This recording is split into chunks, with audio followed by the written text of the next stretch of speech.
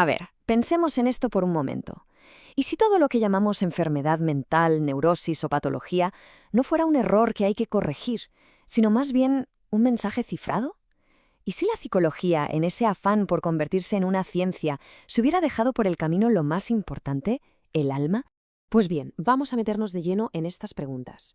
Todo este análisis que vamos a desgranar hoy se basa en una obra revolucionaria, la de James Hillman y su Reimaginar la psicología. Y ojo, porque este no es un libro que busque darnos nuevas respuestas, sino que pretende cambiar por completo las preguntas que nos hacemos sobre nuestra vida interior. Esta frase de Carl Gustav Jung es, digamos, el punto de partida de todo este misterio. Hillman coge esta idea y le da una vuelta de tuerca brutal. Lo que viene a decir es que esas grandes fuerzas que antes adorábamos en templos, como ya no tienen un lugar en nuestro mundo moderno, se han retirado a nuestro interior.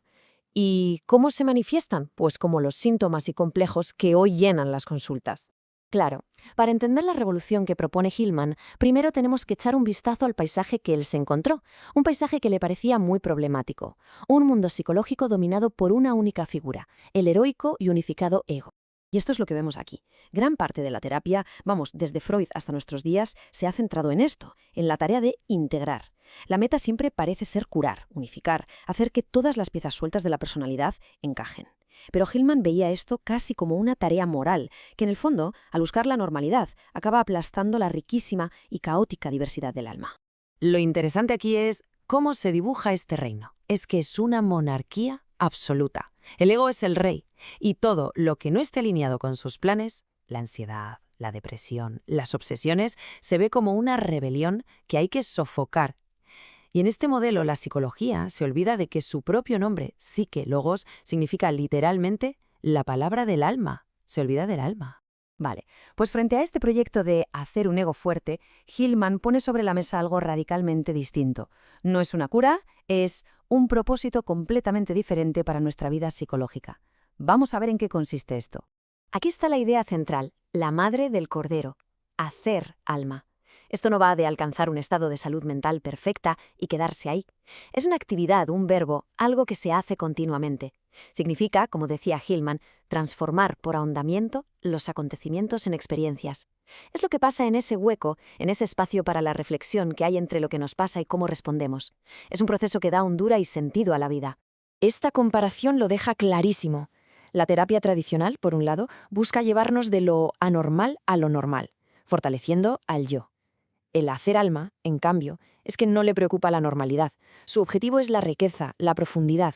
No se pregunta cómo arreglo esto, sino qué me está diciendo esta experiencia. Y aquí viene un punto crucial. El alma no se hace solo en la consulta de un terapeuta, ni mucho menos. Se hace en el día a día, prestando atención a las imágenes que la psique va generando por sí misma. Para Hillman, vivir psicológicamente es vivir con imaginación, es darse cuenta de que toda realidad al final es simbólica, es metafórica. Bueno, y ahora llegamos a una de las diferencias que, aunque parezca sutil, es absolutamente fundamental entre Hillman y su maestro, Jung. Es clave para entender toda su propuesta. Esta es la pregunta que lo cambia todo. Para Jung, las grandes figuras de la psique, los arquetipos, eran como dioses cuyo origen estaba más allá de la conciencia. Para Hillman, sin embargo, la revelación es mucho más directa, está aquí y ahora. Vamos a ver. Para Jung, una imagen en un sueño es como una pista, un vestigio, que apunta hacia un arquetipo trascendente, que en realidad nunca vemos directamente. Pero para Hillman, no. Para Hillman, esa imagen del sueño es el dios. No es un símbolo de algo, es la presencia misma de ese poder arquetípico revelándose en ese preciso instante. No hay que ir más allá de la imagen, hay que quedarse en ella. Hillman coge esta afirmación del propio Jung y la lleva hasta su conclusión más lógica. Si la psique está hecha de imágenes, entonces la psicología no puede ser una ciencia del comportamiento, ni de la biología. Tiene que ser una psicología basada en la imaginación, una base poética de la mente, como él decía. Y todo este recorrido nos lleva a un destino fascinante, una visión de nuestro mundo interior no como un reino unificado y en orden, sino como un panteón lleno de vida, de conflictos y de una enorme diversidad. Esta es la idea de la psique politeísta, o sea, que la personalidad no es una sola cosa, un bloque.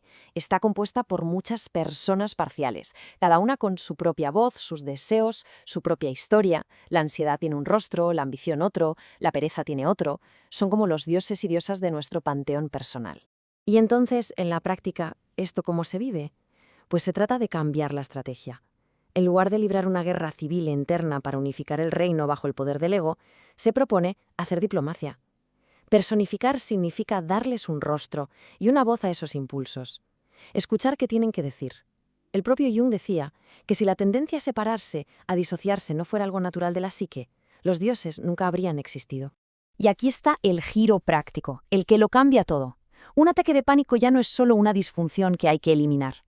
Es la aparición de un personaje, quizá el dios Pan, que viene con un mensaje urgente. La pregunta cambia de raíz. Ya no buscamos una cura, buscamos un entendimiento.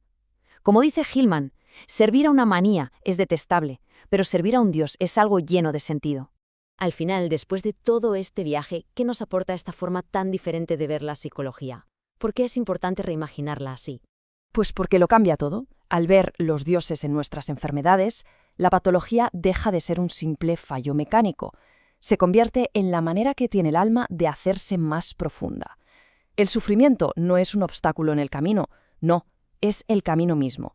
Es el redescubrimiento del alma a través de lo que nos duele. Y con esta pregunta final, la propuesta de Hillman nos deja reflexionando. Nos invita a mirar nuestro propio panteón interior, pero no con la idea de silenciar a sus habitantes más ruidosos o conflictivos, sino con la curiosidad de escuchar las historias que a través de nuestros síntomas llevan tanto tiempo intentando contarnos.